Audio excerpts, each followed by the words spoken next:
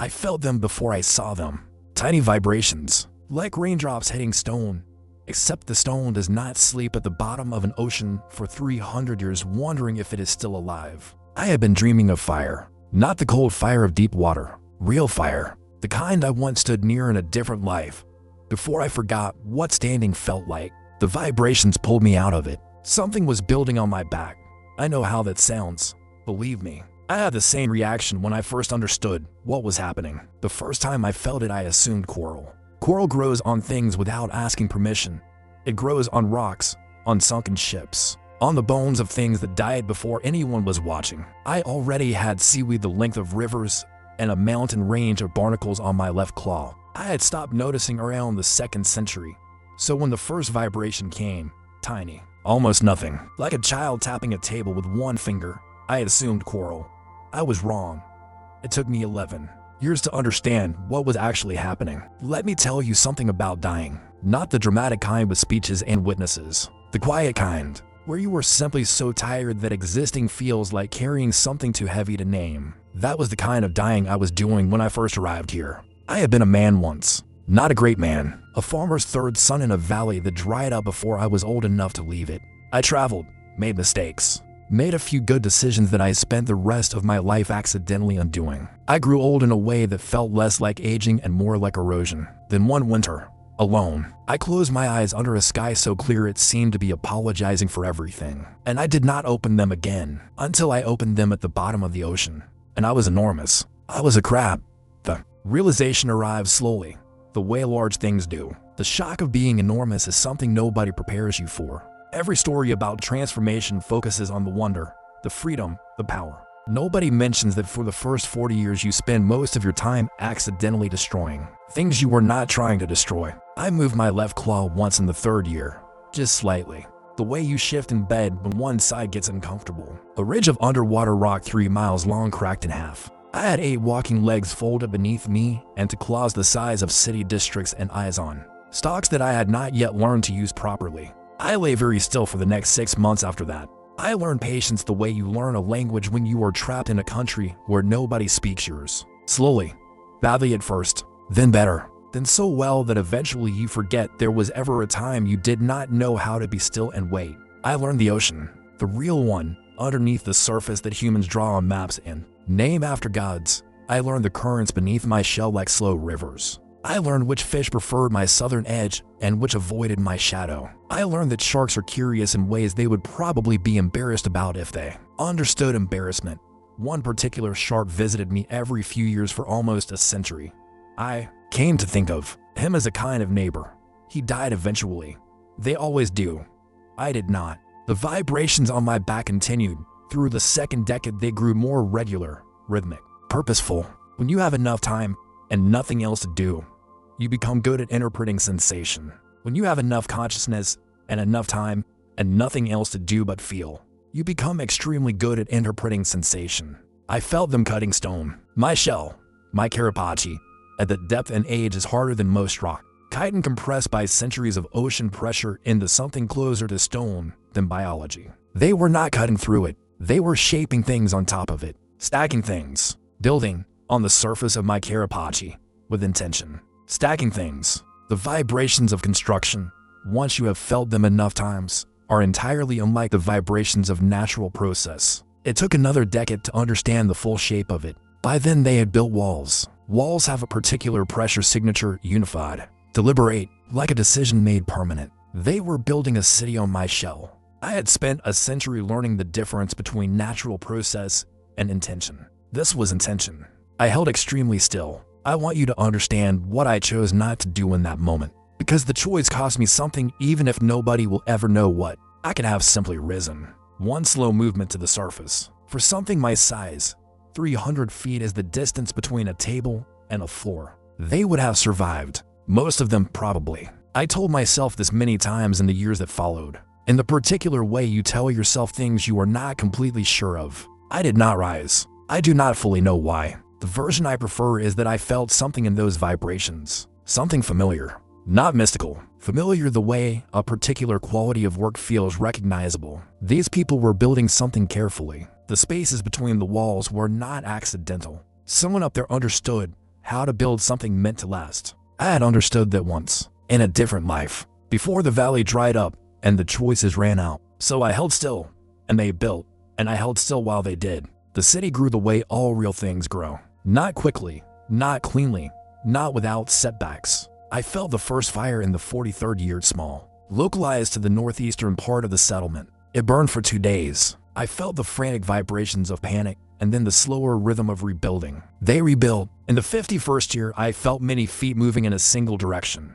Fast, too fast for ordinary movement. And underneath the pressure, through the deep reading I had developed over decades, something that felt like fear. Something was coming at them from the water side. What I did was nothing complicated. I did not rise dramatically. I simply shifted my weight, a movement so small it would register on the surface as nothing more than an unusual current. But in water, small movements from large things become large movements long before they arrive anywhere. The approaching ships turned back before they reached the city. The approaching ships encountered something in the water that was not weather and was not normal current and had absolutely no name in any language. They turned. The vibrations of their turning felt like relief. I had not intended to notice this. I had not intended to care. But I had spent 50 years feeling the rhythm of these people above me. Their days and nights, their building and burning and rebuilding, their arrivals and departures, the heavy footsteps of grief and the quick ones of running children. Somewhere in those 50 years, the neutrality had quietly left me. I did not ask it to go. It simply went. By the 100th year, I knew them the way you know a place you have lived so long it becomes part of how you understand yourself. I knew where the market was by the weight of many people shuffling in a small space. I knew where children play by the chaotic rhythm of small feet that go nowhere in particular. I knew the harbor by the vibration of ropes under tension and with settling and the specific pressure of boats being loaded and unloaded. I knew the harbor by the vibration of ropes under tension and with settling and the pressure of boats being loaded. And I knew the temple by the silence above it. The space where they gathered had a quality of stillness that nothing else in the city produced. Whatever they believed in, the belief had given them a particular quality of quiet I found unexpectedly moving. Sometimes, in those temple silences, I thought about the sky I had seen the last night of my previous life. The apologizing sky. I wondered if this was what it had been apologizing for. At the bottom of the ocean, holding still for 100 years, I was part of something. I had not expected that to matter as much as it did. The city had a reputation for impossible luck with weather. Storms that should have destroyed them turned at the last moment or broke apart before arriving or somehow diminished despite building strength for days. I did not take credit for this. There was nobody to take credit with. But I was aware of storms the way you are aware of things that could harm something you care about. A current shifted here. A pressure changed there. I moved a claw by a degree imperceptible to anything but something very old and very large. And somewhere miles away a storm found its intent interrupted by something it could not name and could not fight and could not understand. The city above me had luck because I had decided they were worth protecting. The city above me had luck because the thing they were standing on had decided, quietly and without announcement, that they were worth protecting. Some choices make themselves once you stop fighting them. 217 years after the first stone was placed on my shell, something changed. The harbor felt different. The traffic patterns I had been reading for centuries shifted. More arrivals than departures. Arrivals with a particular weight signature I had learned to associate with armed people. Armed people move differently from unarmed ones. The footfall is different. The way they stop and hold positions has its own rhythm. The city above me was worried. I felt large meetings forming, feet gathering in single spaces. The concentrated stillness of many people listening. The quick dispersal afterward is the rhythm of people who have been given tasks. Then the harbor emptied of its usual traffic. For 3 days the surface above me was quiet in a way it had not been quiet for 2 centuries. Not the temple quiet, a different kind, waiting. On the 4th day I felt them on the water. Not one ship, not 10. I felt the pressure of a fleet the way you feel weather moving in from a distance. A change in the quality of everything. Organized, massive. Intentional in a way that had nothing curious or exploratory about it. They were not coming to trade. I had been still for 217 years. Through earthquakes and the particular loneliness of deep water centuries. Through 100 storms I had quietly discouraged. Through 200 years of feeling people live and die above me. Generation following generation. Each one inheriting a city that stood on something they could not explain and had stopped trying to. I felt the fleet arrange itself. The particular pattern of ships positioning for approach is something I had learned long ago. When other threats had come, and turned and left. But this arrangement was different. This was the pattern of ships that had already decided. The city above me felt the change too. The harbor filled with fast movement. Armed people spread across the walls and towers. The children, who I could always locate by their chaotic feet, were gone from their usual places. Moved somewhere safer. I hope somewhere safer. I felt the first impact at sunset. Not on me, on the water itself. Something large and deliberate breaking the surface at high speed. And then another, and another. The fleet was close enough now that I could feel each individual ship as a distinct pressure. There were more than I had felt in 200 years of ocean attention. Above me, the city was silent in the way that precedes something irreversible. Below me, I was no longer still. I had forgotten what real movement felt like after that long. 217 years of sitting do something to a body, even a body the size of mine. I had coral and barnacles the size of houses and the accumulated weight of centuries. I had seaweed forests rooted in the ridges of my carapace. I had 8 legs folded beneath me that I had not moved in so long. They had become part of the landscape. I had an entire reef that had been growing since before the city existed. I had, in the eastern section, an entire reef ecosystem that had been developing since before the city was built. And above all of it, I had a city. I had people. And above all of it, I had a city. I had people. I moved slowly, deliberately, not rising, not yet, simply shifting, adjusting, feeling the water move in the ways it would need to move. The fleet was 2 miles out when I began to rise. A crab rising from the seafloor after 2 centuries is not a graceful thing. It is a geological event wearing legs. The city on my back had a harbor large enough to hold 40 ships. Its walls were 30 feet high, all of it rising. The population, by my reading of movement patterns over the years, was somewhere between 4,000 and 6,000 people, all of them standing on my carapace, none of them knowing. I had been holding all of them perfectly still at the bottom of a 300-foot ocean for 217 years, and now I was rising. The water above me did not simply part. Water held down by something my size for that long has opinions about being suddenly released. The pressure differential alone, as I lifted off the ocean floor for the first time in centuries, created a movement that the fleet experienced as something between an earthquake and a tidal shift, a phenomenon with absolutely no name in any language yet. Their ships lurched and scattered. The organized pattern of their attack broke apart. Their commanders had not planned for this. Nobody could have. The organized pattern of their fleet broke apart in ways their commanders had not planned for, because their commanders could not have planned for this. The fleet was no longer approaching. It was doing several different things at once, none of them coordinated. I kept rising. I felt the moment the city understood. Not one moment, but many. In different places, as different people encountered the same realization. The harbor, the walls, the temple. In each place there was a vibration change I had learned to read as the particular quality of a mind encountering something that will not fit inside the categories it has been given. The ground was moving, not shaking, not collapsing, rising, deliberately and slowly and unmistakably carrying everything above it toward a surface that was getting closer by the moment. The children were running again, but this time the chaos had a direction. They were moving to the edges, which is what you do when you want to see. I broke the surface at sunrise. I do not know what I look like to them. I have tried to imagine it in the centuries since. The city on my back, unchanged, every stone in its place, because I have been that careful, that deliberate, that patient, and surrounding it all, extending in every direction to what must have appeared an impossible distance, the rich brown carapace of something that should not exist. Not a reef, not a rock, a crab. Me. The fleet sat motionless on a sea, still reorganizing itself around my presence. I could feel their ships. I could feel the people on them. The particular stillness of people who have encountered something that has temporarily suspended their ability to form intentions. Good.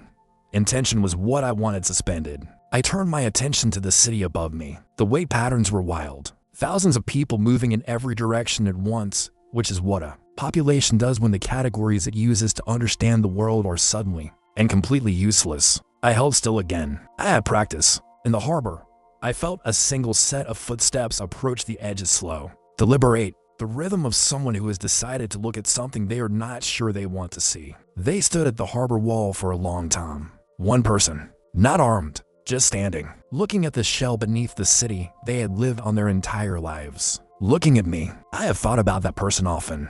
The first in the history of that city to stand at its edge and truly see what it was standing on. I do not know who they were or what word they used for what they were looking at. I do not know if they had a word at all. What I know is that they did not run. They stood there at the edge of a city on my back, looking at the shell beneath their feet with the particular stillness of someone encountering a truth too large to be frightening. Because you cannot be frightened of something you cannot hold the whole of in your mind at once. And they did not run. I thought about the man I had been once, the third sun, the dried valley, the sky that apologized. I thought about everything I had never said to anyone and never would, because there was nobody to say it to. The fleet was retreating. I felt them go, their ships moving away fast, in the way of people who have decided that whatever they came for is not here and never was. The city was still standing. The city survived 300 years on his back and never knew. But one person stood at the harbor edge and looked down. Drop a comment if you think they suspected the truth long before the fleet arrived.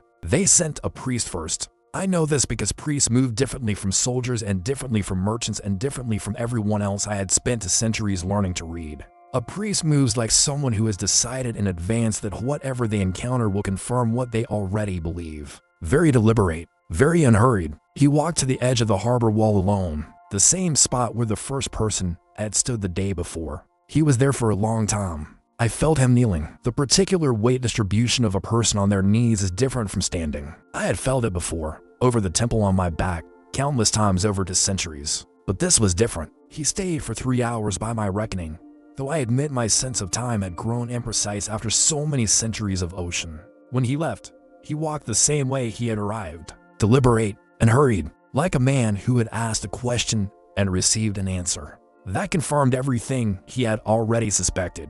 More people came to the edge after that, not all at once, in small groups, pairs, sometimes alone. The weight patterns of looking spread along the harbor wall like something slow and inevitable. They were coming to see me. I held still and let them look. This was more difficult than it sounds after centuries of stillness as a form of protection. This was more difficult than it sounds. I had spent centuries developing the habit of stillness as a form of protection. Stay still, and the city stays safe. Move and risk everything. What I knew was this: the fleet was gone. The city was intact, and several thousand people were in the process of completely rebuilding their understanding of the world they lived in. It takes time. I gave them time. On the third day, the first official delegation assembled in the harbor before dawn. The weight signatures of perhaps 20 people gathered before dawn, in the particular formation of a group that has prepared something in advance. Some were armed.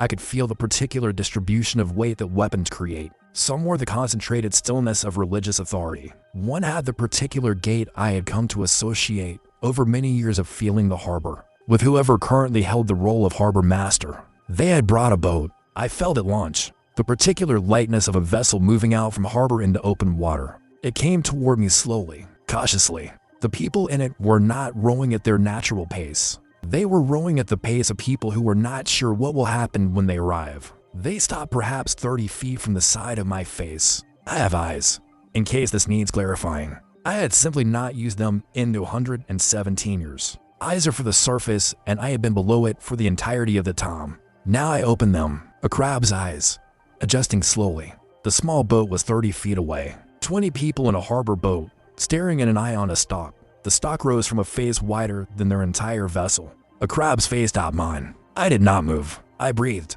which at my size creates a current, but a gentle one. I let them look at me for as long as they needed, the way I had let the city exist above me for 2 centuries. One of them stood up in the boat. This was the harbor master. I was nearly certain. The gait had translated into a way of standing. I could not understand her. I want to be clear about this because it is important for what comes later. I had spent centuries learning the rhythms of the city above me. But rhythm is not language. I knew the sound of celebration from the sound of grief. I knew urgency from comfort. I knew the particular tone of voices giving orders and the different tone of voices receiving them.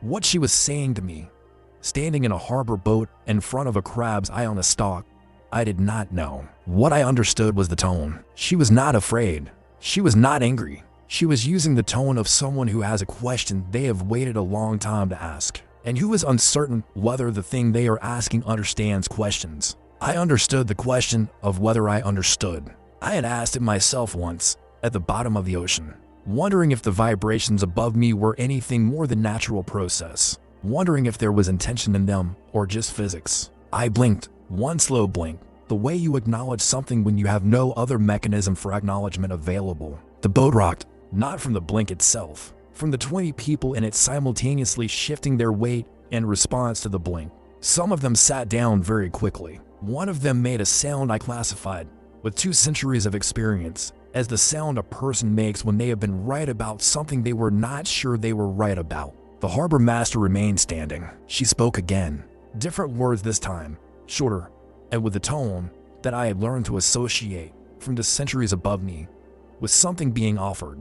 She was offering me something, and the act of offering rather than demanding was more familiar to me than I expected it to be. I had protected these people for 200 years without asking for anything. I had not expected that they would think to give me something anyway. I was wrong about that. The boat came a little closer. A second person held out something over the side of the boat, something wrapped. One could not identify it by sight. My eyes had not been used into centuries and the close-range resolution was poor. But the smell reached me, carried on the water's surface, and I understood. Food. A significant quantity of food. The offering of something they valued to something they did not fully understand, which is one of the oldest gestures in existence. I opened my mouth, slowly, carefully. The mandibles moved, which startled them more than the eye had. The water shifted but did not swamp the boat. The mandibles moved, which I think startled them more than the eye had. The water around the boat shifted but did not swamp it. This required more precision than I expected. The harbor master sat down, not out of fear,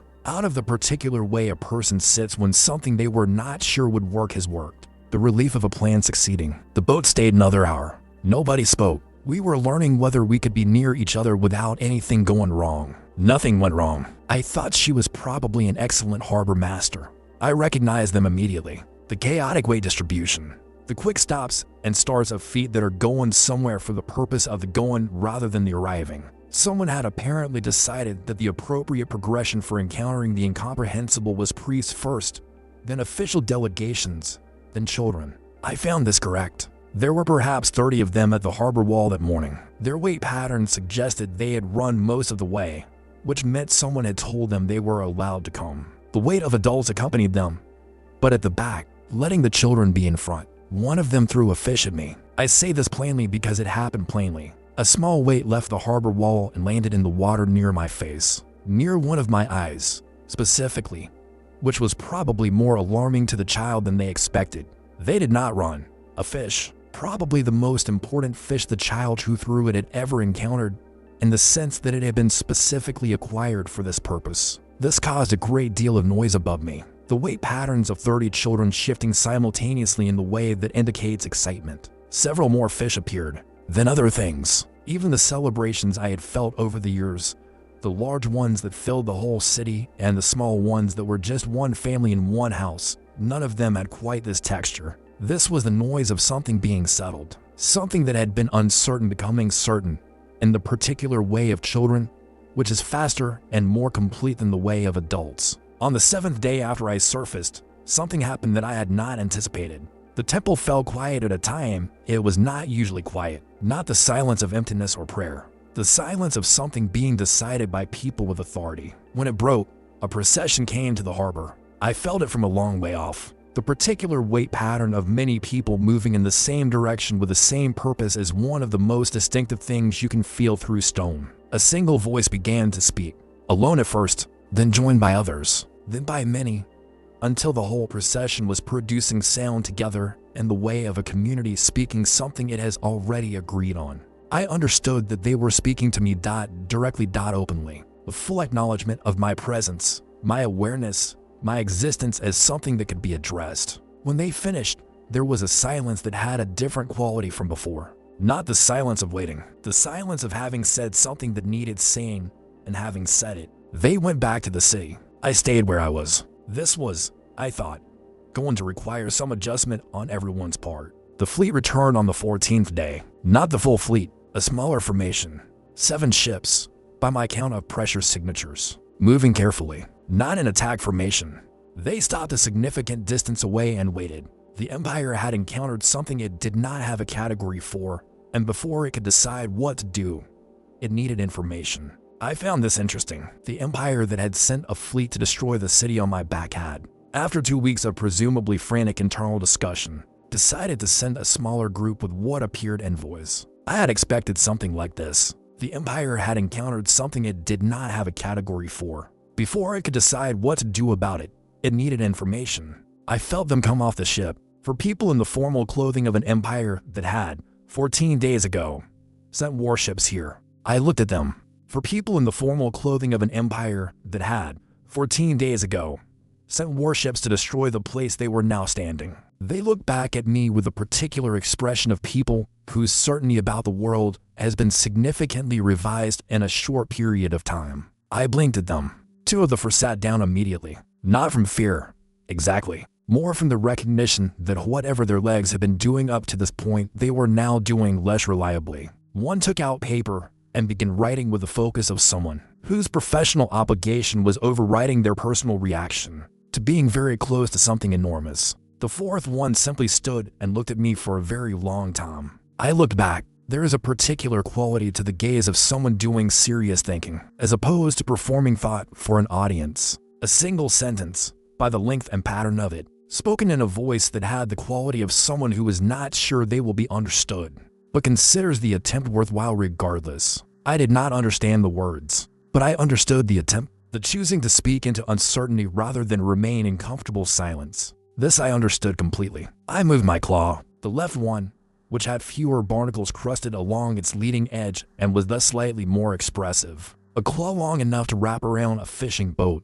moved with the care of something that knew exactly what it could do and was choosing not to. Not a large movement, a small controlled arc in the water. That disturbed nothing on my back and displaced enough water to be legible as intentional. The writer stopped writing and stared. The 2 who had sat down looked at each other. The thinker nodded slowly, as if I had said something they had expected but were still relieved to have confirmed. We remained like that for a while. Credit where it was due. On the 15th day, the thinker came back alone. She came in the early morning, before the city was fully awake. She sat at the harbor edge for a long time without doing anything. I had the impression she was considering how to approach a conversation with something that did not speak. She reached into whatever she was carrying and produced something flat and pale. Paper. She placed it on the stone in front of her. Then she drew something on it, a shape, simple. I could see it from where I was, my close-range vision having improved considerably with use over the past 2 weeks. She had drawn a circle with a line underneath, a shape roughly like a face. She pointed to it, then she pointed at herself. Then she drew another shape beside the first, larger, much larger, and she pointed to that, and then, very carefully, she pointed at me. I moved my left claw again, the same controlled arc as the day before. Then I held it still in a position that, if you were interpreting generously, could be read as pointing toward her drawing. She went very still. Then she reached out and touched the drawing of me slowly, with 2 fingers. I do not know precisely what she meant by this, but it had the quality of an acknowledgement, of reaching across the space between the very different kinds of consciousness and touching something they had made together. I had been a farmer's 3rd son. I had been a creature alone at the bottom of the ocean for more than 2 centuries. I had been the secret foundation of a city that never knew I was there. But that moment, with the thinker's 2 fingers on a drawing of me on a piece of paper at the edge of my harbor, was perhaps the first moment since I arrived in this existence I was being known. Not completely, not accurately, not in any way that came close to the whole truth of what I was or had been or remembered or felt, but known by someone who had decided to try, with paper and a drawing and 2 careful fingers. I had not realized, until that moment, how much I had missed being known. The thinker came back every morning after that. She always brought paper. The drawings became more complex. She was systematic in a way I recognized from feeling the harbor master manage things. She was systematic in a way I recognized from the centuries of feeling the harbor master manage things. Building from what was established toward what was not yet known, never skipping steps. By the end of the 3rd week, she had developed a system of marks. I answered with claw movements she had categorized and recorded. It was slow. It was imprecise. It was, nonetheless, conversation. It conveyed perhaps 0.1% of what I wanted to say at any given moment. It was, nonetheless, conversation. I had not had conversation in a very long time. The Empire sent word on the 22nd day. I could not read the message, of course, but I felt its arrival and the change it produced in the city's weight patterns. The thinker was at the harbor wall when it happened. She felt the change in the city too. She looked back over her shoulder and then back at me. Her posture changed in the way I had learned, in 3 weeks of watching her specifically, to associate with something difficult. She reached for her paper. She drew the fleet symbol she had established in our shared notation. Then she drew it larger, much larger, many of them. Then she looked at me. I understood. The Empire was not done. The 7 ships had been for information gathering. The full fleet, or something larger than what had come before, was being assembled.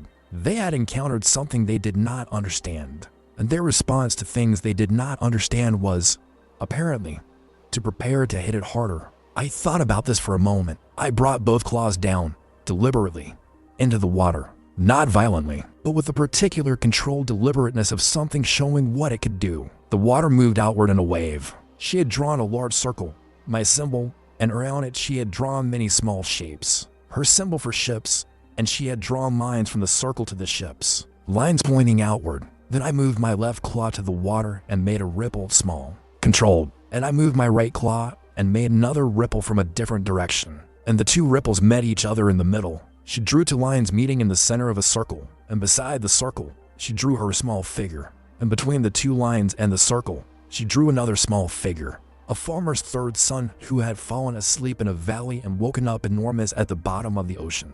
217 years of silent protection. 1 fleet driven away. I blinked once slowly. She nodded and put the paper down and stayed at the harbor wall until the sun was low. And I stayed where I was, and neither of us needed to say anything more for the rest of the day. She stood between me and the entire Empire using nothing but paper and drawings. But the Empire was already building something bigger. What do you think I should do? The Empire's 2nd fleet arrived 31 days after I surfaced. I knew it was coming. The city's weight patterns had been telling me for 2 weeks before they appeared on the horizon. I knew it was coming. The Thinker's drawings had told me that much, and the city's weight patterns had been telling me the rest for 2 weeks before they appeared on the horizon. A city that is preparing for something moves differently from a city that is simply living. The difference is in the rhythm of the nighttime. People sleep differently when they are afraid. I could feel it in the particular vibration of stone being moved and walls being reinforced and something large being constructed near the harbor entrance.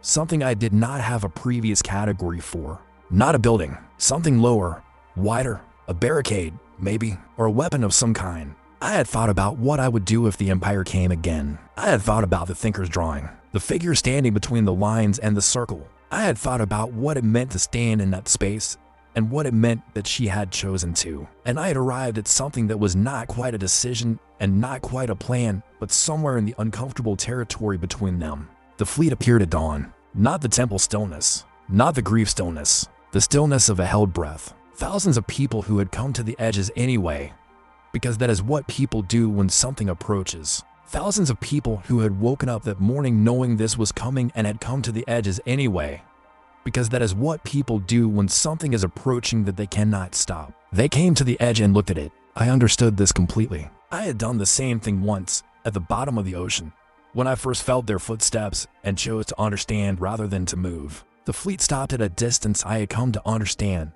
from the first fleet's approach as outside effective weapon range. A careful distance. They had learned something from me. I found this satisfying in a way I did not expect. The Thinker was at the harbor wall. She had been there before dawn. The fleet, at its careful distance, was visible to me with a clarity that the city above me almost certainly did not share. Something large covered, the particular silhouette of something built specifically for one purpose, visible even at this distance if you knew what you were looking for. I had seen shapes like it before, in my previous life, when people needed to address something larger than ordinary weapons could reach. They had built something to fight me. I had been a farmer's 3rd son. I had traveled. I had seen, in my previous life, what people built when they needed to address something larger than what ordinary weapons could address. I thought about this while the fleet sat at its careful distance, and the city above me held its breath and the Thinker stood at the harbor wall, with her paper ready in her hands, waiting. I thought about 217 years, about the children who had thrown fish at me, about the procession that had spoken to me directly, about all the things that had happened since the first stone, about the procession that had spoken to me directly, about the harbor master's boat and the food offered over its side, and what it had taken for everyone involved to make that offer, about the procession that had spoken to me directly, acknowledging my presence as something that could be addressed. For the first time, And all the time, about the harbor master's boat coming toward me at a careful pace, and the food offered over the side, and the quality of trust that act had required from everyone involved. I thought about the thinker's drawing, the figure standing between the lines and the circle. Then I began to move, not toward the fleet. I had spent the centuries making careful choices about the effect of my movements on things. I did not want to harm. That habit was not leaving me now. I had spent 100 years making careful decisions about the effect of my movements on things. I did not want to harm. That habit was not going to leave me just because something was threatening the city. What they saw from the fleet was this. The thing they had come to address had moved. Voluntarily, deliberately, without aggression, but also without concealment. It had repositioned itself in a way that changed the geometry of the situation. I had moved away from the city. I had put open water between myself and the harbor. I stayed where I was, my carapace above the waterline, my eye stalks raised, both of them watching the fleet, not posturing, not threatening, simply present as what I was, a crab. In a way, something very large and very old is present when it has stopped concealing itself. Simply present in the way that something very large and very old is present when it has decided to stop concealing what it is. The thinker, at the harbor wall behind me, had moved to keep me in view. I could feel her weight at the new position, the quick repositioning footsteps of someone following something with their eyes. The ship came close enough that I could see the people on it clearly, not the sailors. A smaller group at the bow, watching me the way the envoys had watched me from the harbor wall, with a particular expression of people whose understanding of the world is being revised faster than is comfortable. One of them raised something, a flag. I thought at first, then I understood. It was a piece of cloth, large enough to be visible at this distance, and on it was a design, a circle very large, and outside the circle, a smaller mark, and between them, a third mark. Someone in the Empire had been briefed on the thinker's notation system. I looked at the cloth for a long moment. Then I moved my left claw, slowly, upward, extending it fully above the surface. A crab's claw, large enough that its shadow fell across their entire deck. The ship rocked from the people responding to what they were seeing. I watched them stabilize. The ship rocked, not from any movement of water, from the people on it responding to what they were seeing. I watched them stabilize, watched them, slowly, raise the cloth again. They were attempting communication. I will tell you something about patience. Not the patience of waiting. I knew the kind of patience completely. The patience I did not know, the kind I had to learn in those 31 days after surfacing, was the patience of being understood slowly by something that could only understand slowly. I moved them apart again, to their original position. Then I moved both claws, together, in the same direction, toward the city. And then I moved them back. I was trying to say, I protect. I have always protected. I am not your enemy. Whether they understood this, I did not know. But the attempt itself mattered regardless of precise comprehension. The city above me remained very still in the way it had remained still for 31 days. The held-breath stillness of people who have been waiting for something and are not sure whether what is currently happening is the something they were waiting for or something entirely different. I watched the ship approach and thought about the thinker's drawing again. The figure between the lines and the circle. She had drawn herself there, not in a heroic sense. Not in the sense of someone who believed themselves capable of stopping what was coming. She had made no such claim in our shared notation or in any other language. In the sense of someone who understood that the space between two things that could destroy each other was the only space where something other than destruction could happen. In the sense of someone who understood that the space between two things that could destroy each other was also the only space where something other than destruction could happen. They stopped when they reached a point roughly equidistant between the ship and my face, close enough to speak if speaking had been possible. Instead, one of them held up a piece of paper, not cloth this time, paper, the thinker's specific material, small enough to seem deliberate. On it, visible to me, was a drawing, not the circle and lines, something more complex, a map of a coastline, rough but recognizable, the stretch of coast I was currently positioned along, and on the map, a mark where I was. And around the mark, an area of clear water, the ships drawn far outside it, and in the city, a smaller mark, one figure. I looked at the map for a long time. The answer had been clear from the first morning the thinker came to the harbor wall alone, before the city was awake, with her paper and her careful approach to building a language between incomprehensible things. The answer was no, but I was a creature that had spent the centuries learning that how you did a thing mattered as much as whether you did it. But the manner of no mattered as much as the no itself, especially when the only shared language between us was notation built on paper in 3 weeks. The thinker was still at the harbor wall. I could feel her weight, unchanged. She had not moved. She was holding her paper. She had been drawing while I was in the open water. She had seen it too. I rose again, just enough for my eye to be at her level, close enough to the harbor wall that she could see me clearly and I could see her. She was holding her paper. She had been drawing while I was in the open water. On her paper was a version of what had just been shown to me from the boat, the map, the terms, the figure in the city. She had seen it too. She was afraid, not the kind of afraid that runs, the kind that has already decided it will not run and is now doing the harder work of standing still in the place where it has decided to stand. The kind that has already decided it will not run and is now doing the harder work of standing still in the place where it has decided to stand. I moved my left claw slowly. The gesture that in our notation had come to me me. This entity here, the circle. Then I moved my right claw in the direction of the fleet. Then I brought both claws together in front of me. 2 claws, each one wider than their largest ship. The sound of them meeting traveled through the water to every hole in the harbor. Not violent, not gentle. The sound a decision makes when it has been made completely. The water around the harbor entrance moved. Not dramatically, not the wave I had made before, demonstrating capability. Something quieter, purposeful. The movement of a large thing settling its weight into a new position. The way you settle into a stance when you have decided where you stand. I was putting myself between the harbor and the fleet. Not threatening, not attacking, simply positioning. The way a very large thing positions itself when it has decided what it is protecting and has no more interest in the question of whether it will. The thinker looked at me for a long moment, then at the fleet, then back at me. She picked up her pen and drew quickly. The same drawing she had shown me 3 weeks ago, but with a circle drawn larger. She picked up her pen and drew quickly. The circle, between the lines and the city. The same drawing she had shown me 3 weeks ago, but this time, she added something. She drew the circle larger. She picked up her pen. She drew quickly. The circle, between the lines and the city.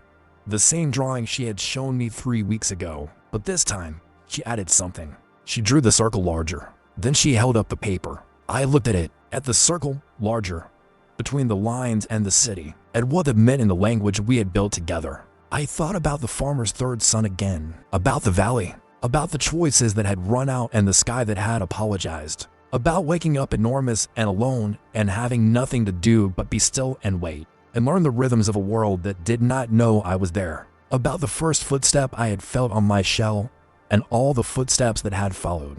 About the shark who had visited for a century, about the storms I had turned without anyone knowing, about the fish thrown by a child who had brought their most important possession to offer to something they did not understand, about being known. I looked at the fleet, then I did something I had not done in 217 years of existence in this body, something that, if I had thought about it carefully beforehand, I would have considered impossible. I spoke not in words. I did not have words, but I had something else. The particular resonance a body my size produced when it vibrated at specific frequencies. A sound that was not language but was not silence either. Something in between. It moved through the water and into the hull of every ship in that fleet. Something I had discovered in the last 31 days. A crab's body vibrating at specific frequencies produces sound that travels through water differently than through air. My body, at my size, produced sounds that had no comparison. They moved through the hull of every ship in that fleet the way music moves through walls. It was not a threat. It was not a welcome. It was, as precisely as I could make it, the sound of something very large and very old saying, I am here. I have always been here, and I am not leaving. The fleet did not move for a long time. Then, one by one, starting with the smallest ships, they began to turn. Not all at once, not with the coordinated movement of a fleet following an order. The particular disconnected turning of individual ships whose individual captains had individually reached individual conclusions about what they were and were not willing to continue doing. One turned, then to more. Then the sound I had made apparently reached whatever decision was forming inside the large ship with the covered shape, because that one turned to. By the time the sun was high, the fleet had gone. Not the small boat. The boat with the map and the terms remained in the water. 3 people still watching me.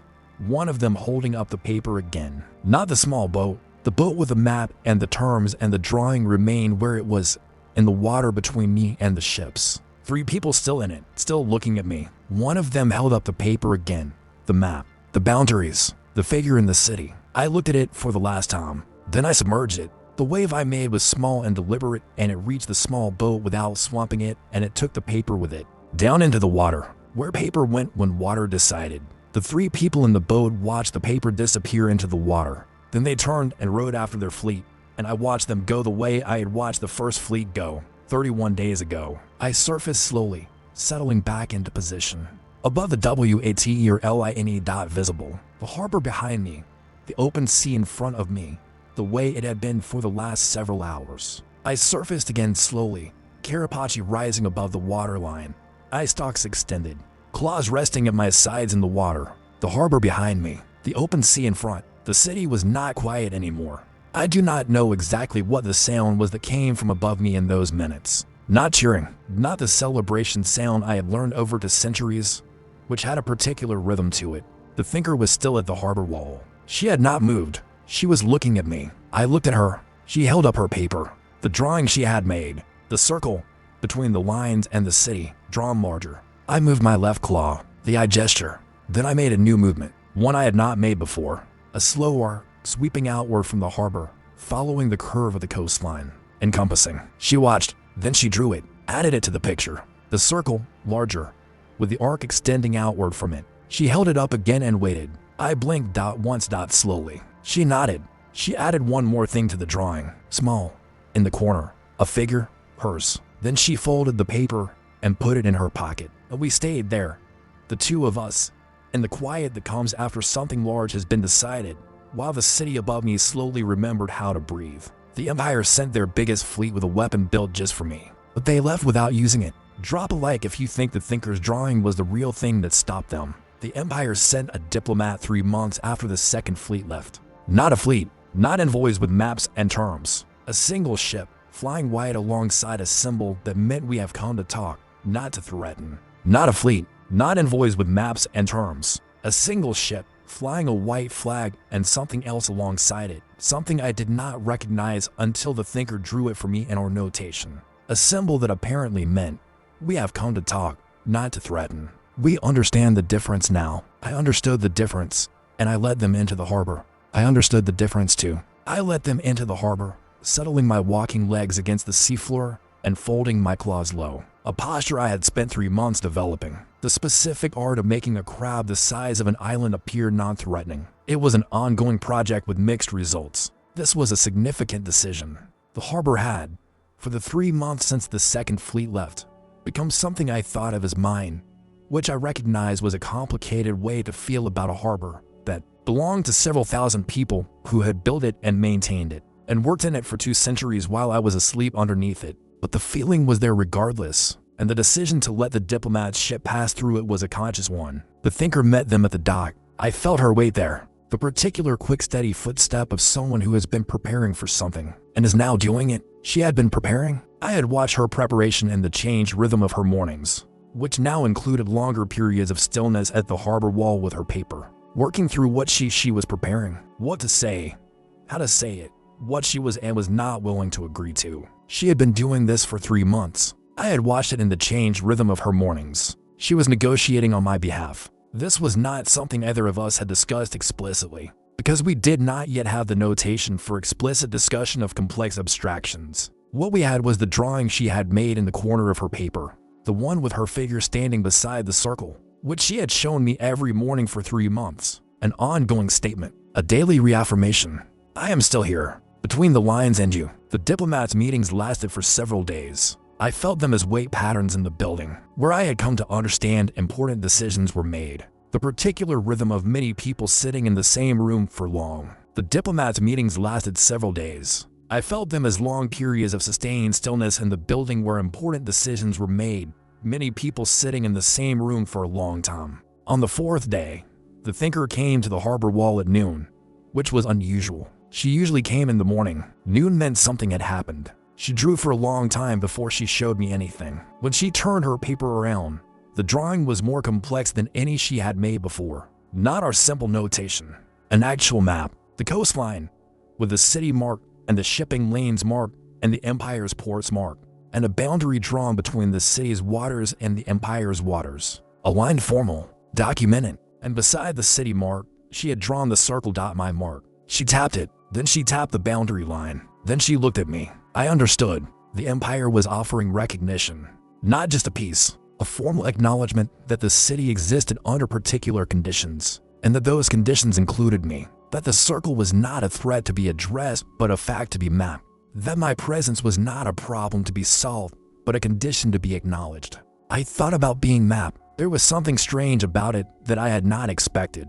I had been unmapped for 2 centuries. I had been, in the most literal sense, the thing that nobody knew was there. And now someone wanted to draw me on a document that other people would read and discuss and reference and eventually, probably, argue about. The thinker was watching me with the patient stillness she had developed for moments, when she was waiting for me to think through something complex. I moved my claw in the encompassing arc I had first made 3 months ago. Then I pointed it at her figure on the paper. She went very still. Then she drew quickly. On her figure, she added a small mark. The mark she used in our notation for I or me, an individual, specific person. She was asking if the condition of my recognition was her specifically, whether the circle on the map was contingent on the figure beside it being her. I looked at the drawing. The honest answer was yes and no. I did not know the diplomat. I did not know the harbor master's successor, who had replaced the original harbor master 2 months ago when the original one retired. I did not know most of the city in any way except their footsteps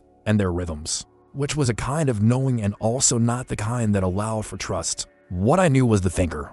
3 months of daily conversation. 3 months of her coming to the harbor wall in the early morning with paper and patience, and the willingness to be wrong and try again. 3 months of building something between the very different kinds of consciousness that functioned, imperfectly and incompletely, as understanding. I moved my claw to the boundary line on her drawing. I tapped it once. Then I moved to her figure. I tapped it twice. Then I moved to the circle. I tapped it once. She looked at the sequence, the boundary once, her figure twice, the circle once. She drew it out with 3 marks in a row, a colon between the second and third, the notation she used for because or therefore or so. She had read it correctly enough. She drew it out, 3 marks in a row, a colon between the second and third, the notation she used for because or therefore or so. She had read it as, boundary matters, but her figure matters more, and the circle is permanent regardless. That was close enough. I did not know how to correct the imprecision with the language we had. That was not exactly what I had meant, but it was close enough that I did not know how to correct it with the language we had. What I had meant was something more like, the boundary is what the empire cares about, but you are what makes the boundary mean anything, and the circle is permanent regardless of what the boundary does. I looked at her figure on the paper. Small, careful, drawn with the same deliberate quality that everything she made had. I made the encompassing arc again, but this time I made it smaller. Directed, not outward along the coastline, inward, toward the harbor, toward her. She was still for a long time. Then she drew a small circle, not my circle smaller, and she placed it beside her figure. And she held up the paper and looked at me. I blinked. Slowly, she put the paper down. She sat at the edge of the harbor wall, which she rarely did. She usually stood. The sitting was something different. The sitting of someone who has arrived somewhere they have been walking toward for a long time, without knowing it was a destination. I stayed where I was and let the moment be what it was. The treaty was signed on the 41st day. I know this because the city's weight patterns changed in the way they changed. When something uncertain became certain. Gradual. Complete. Like a not releasing. I know this because the city's weight patterns changed in the way they changed. When something significant had been settled. Not celebration. Not relief. The particular quality of a community that has been holding something uncertain and has watched it become certain. The way a knot releases when the right tension is applied. Gradual. Complete. The thinker brought a copy to the harbor wall. She held it up so I could see the formal marks and the seals and the signatures that made it binding. Then she pointed to a section and drew the circle beside it in the margin. My mark. In the margins of a formal document. I was in the treaty. She held it up so I could see the document, the formal marks of an official agreement. The language I still could not read. The seals and signatures that made it binding in whatever way human agreements were made binding. And at the bottom, she pointed to a section and looked at me. She drew, beside it, the circle. My mark. In the margins of a formal document. I was in the treaty. I thought about this for a while, not with difficulty, with something that felt, more than anything else in my accumulated existence, Like the thing people were trying to describe when they used the word home. Not the city on my back, though the city was part of it. Not the harbor, though the harbor was part of it. Not even the thinker, though she was very much part of it. Something larger. The particular quality of being somewhere that knows you are there and has decided to include that knowledge in its understanding of itself. One had been the unknown foundation for 2 centuries. I was now the known one. The months that followed had a different texture from anything I had experienced in my current existence. Not the texture of waiting, not the texture of protection. Something new. The texture of being in a relationship with something openly, with acknowledgement on both sides. Ships came into the harbor, and their crews looked at me. I looked back. Some made offerings over the side. Ships came into the harbor, and their crews looked at me, and I looked at them. Some of them made gestures I did not understand. Some of them made offerings in the way that the harbor had made an offering in the early days. Small things lowered over the side. I ate what was edible and let the rest settle to the bottom. The thinker's notation spread through the city. The harbor wall changed. Where once she had been the only one who came in the mornings, gradually others came. Different footstep rhythms, different weights, different qualities of patience. Some of them were very young, small weights, children who had been told to be respectful and were trying their best. Where once she had been the only person who came there to speak with me in the morning, gradually others came. Different footstep rhythms, different weights, different qualities of patience. Some of them were very young, small weights, the quick, careful movements of children who have been told to be respectful and are trying their best. I was patient with all of them. One child came every morning for several weeks. Small weight, quick breath. She always brought drawings of her own, not in our notation, but in the way children draw. Each morning a different drawing of me. A crab, always unmistakably a crab, with a particular combination of ambition and capability that produces something you cannot mistake for anything else. The claws were always too large. The eyes were always on stalks. She always got those parts right. Children understood the essential shape of things. She always brought a drawing of her own, not in the official notation, but in the way children draw, with a particular combination of ambition and capability that produces something you would not mistake for the thing it represents and would not mistake for anything else either. She drew me. Every morning, a different drawing of me. I watched those drawings accumulate against the harbor wall and thought about the shark, who I had visited for a century, about different kinds of company, about what it meant to be noticed by something smaller than you that chose to keep noticing. I had not thought about this question before, because nothing smaller than me had ever chosen to notice before. On the day the child stopped coming, I felt her absence the way I felt all absences, which was quietly and without being able to do anything about it. She had been there, and then she was not, and the space she had occupied at the harbor wall had the particular quality of a space where something regular had stopped being regular. The thinker noticed too. I knew because she mentioned it in her notation. That morning, drawing the small figure with the quick feet and then drawing it absent, and looking at me with a question in her posture. I did not know where the child had gone. Children moved. Children grew. Children left the harbor wall for different things. I had felt the centuries of that. This was not different. The thinker noticed too. She mentioned it that morning, drawing the small figure with quick feet and then drawing it absent, and looking at me with a question in her posture. The thinker drew the child's figure one more time. Then she added a mark beside it, the mark she used for something continuing, something ongoing. I moved my claw in the encompassing arc. She nodded and drew a new picture, the arc, and inside it, many small figures. All the footsteps I had ever felt, all the rhythms I had learned, all the 200 and more years of a city living above a foundation that was paying attention.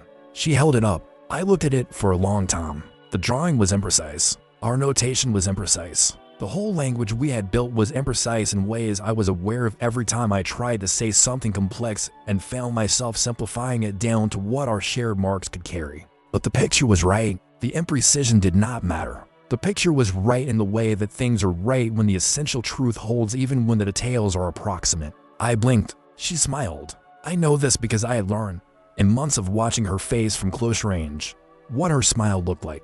It was not dramatic, not the large performed smile of celebrations. The small one, the one that happened when something confirmed what she had thought was true. She rolled the drawing carefully and put it in her case. Then she sat at the edge of the harbor wall and looked out at the sea. She rolled the drawing carefully. She put it in the case she carried her papers in. She sat at the edge of the harbor wall and looked out at the sea. I stayed where I was. We were quiet together for a while. The thinker and the crab and the harbor and the city above me with all its footsteps and rhythms, and the particular knowledge that it was standing on something that had been there much longer than any of them and would be there much longer still. I thought about the farmer's third son and the dried valley and the sky that apologized. I thought about the farmer's third son, about the dried valley and the choices that ran out and the sky that apologized, about the enormous strangeness of waking up at the bottom of the ocean and having no map for what you were or what you were supposed to do. I had made a map that slowly, imprecisely, over the course of more time than I could have imagined spending on a single purpose. When I was a person who moved through seasons and made decisions that lasted years at most, the map was not finished. Maps like this never finished. The coastline kept changing. The city kept building and sometimes burning and always rebuilding. New people arrived with new footsteps I had not yet learned. The Empire's ships came and went, and I watched them come and go, and they watched me watching, and slowly the quality of the mutual watching changed. The Empire's ships came and went, and I watched them come and go, and they watched me watching, and slowly, over months and then a year, and then more than a year, the quality of the mutual watching changed from the alertness of things uncertain of each other into something quieter and more settled. Not trust entirely, not yet, maybe not ever, entirely, but something adjacent to trust. The kind of adjacency that was, in my experience, more durable than the full thing. The thinker got up from the harbor wall eventually. She always did. She had work. The city had work. The harbor had ships to manage and goods to move and decisions to make. She was part of all of that. She folded her case closed and looked at me once more before she left. In our notation, she made a small gesture, not from paper, but just with her hand. A small circle drawn in the air, and then the outward arc. In our notation, she made a small gesture, not from paper, just with her hand. A small circle drawn in the air, and then a gesture outward. My arc. I moved my claw in the same small arc inward, toward the harbor. She walked back into the city. I stayed where I was, in the harbor, with the water moving gently and the city's weight above me. I stayed where I was, in the harbor, with the water moving gently and the city's weight above me and the sky doing what skies do. I had been a crab alone at the bottom of the ocean for more than 2 centuries, with 8 legs folded beneath me and claws resting in the sediment, and eyes on stalks that watched the water above me slowly fill with the weight of lives being lived. I had been the secret foundation and then the known one. I had been the thing that turned storms and fleets and had learned, finally, to be the thing that turned towards something instead of just away from it. The child had left. The shark had died. The original harbor master had retired. People arrived and people left. The city kept building. The treaty held. The thinker kept coming in the mornings. I kept being here. I had come to understand the whole of it. Simply being here, with full knowledge of where here was and who here contained, for as long as here went on. The whole of it was simply this, being here, with full knowledge of where here was and who here contained, for as long as here went on, which, if my current rate of not dying held, was going to be a very long time. Crabs were patient creatures by nature. I had simply taken the nature further than most. I found, somewhat to my own surprise, that I did not mind at all. He spent 300 years as the unknown foundation, then became the known one. But the thinker kept coming every morning. Drop a subscribe if you want to know what happened between them in year 2.